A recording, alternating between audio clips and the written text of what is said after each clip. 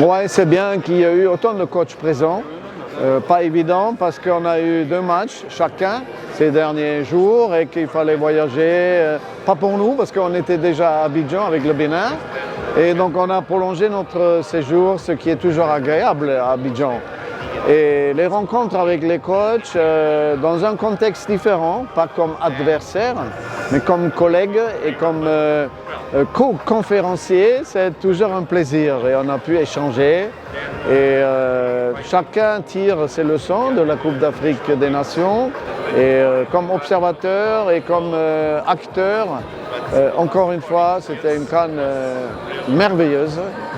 La plus belle certainement. Ça va être difficile pour le Maroc de faire mieux. Le football africain est en progrès et la CAN est toujours un peu le reflet du travail qui est effectué par les fédérations, par les entraîneurs, par les clubs aussi africains qui travaillent beaucoup et aussi par la formation. On a vu un niveau sportif qu'on n'a jamais encore vu dans une Coupe d'Afrique des Nations, mais aussi grâce aux bonnes structures et à la bonne préparation qui a été effectuée par toutes les équipes. Il n'y avait pas une seule équipe faible. Pour nous, ce n'est plus une cérémonie. La cérémonie, c'était à l'ouverture. Mais après, c'est un symposium, c'est du travail. Les gens échangent et je pense que c'est une très belle idée de la CAF. Regrouper des entraîneurs en dehors des matchs, ça veut dire avoir des gens qui vont sympathiser, qui n'ont pas la pression d'un résultat et qui peuvent donc parler plus librement. Et surtout voir ensemble qu'ils s'apprécient, qu'ils font le même métier. Ça facilite les futurs matchs parce qu'ils sont appelés à se rencontrer. Et à ce moment-là, ils seront beaucoup moins tendus quand ils vont rencontrer quelqu'un qu'ils connaissent déjà, avec qui ils ont discuté, avec qui ils ont échangé. Je crois que c'est une très bonne chose. Et puis ça permet surtout aux idées de circuler et donc aux uns et aux autres de s'améliorer.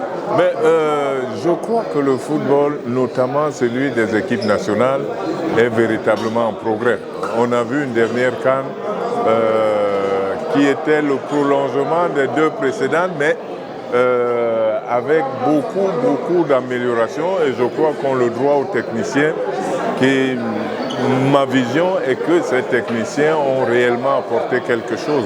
Tous nous ont présenté des équipes qui avaient quelque chose de beaucoup mieux qu'auparavant, des équipes qui ont travaillé, qui ont présenté un jeu assez souvent consistant, souvent spectaculaire et réfléchi.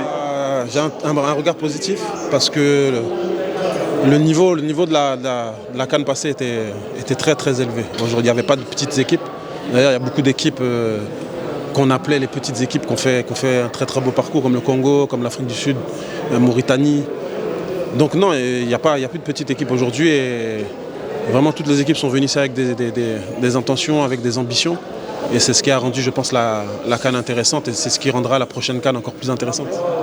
Du côté de nos dirigeants, le président il nous donne beaucoup de pression, il ne nous dérange pas, il nous laisse travailler, il nous laisse faire nos choix.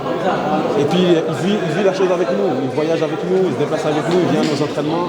Mais vraiment comme un supporter, comme un fan de foot qui vient regarder son équipe sans influencer. Donc c'est une chance parce qu'on sait que dans certains clubs même, dans certaines fédérations, le coach principal il n'a pas toujours le dernier mot, il n'est pas toujours libre de faire les choix qu'il veut, mais en tout cas, nous de l'autre côté, on a la chance d'être libre et de faire les choix qu'on veut.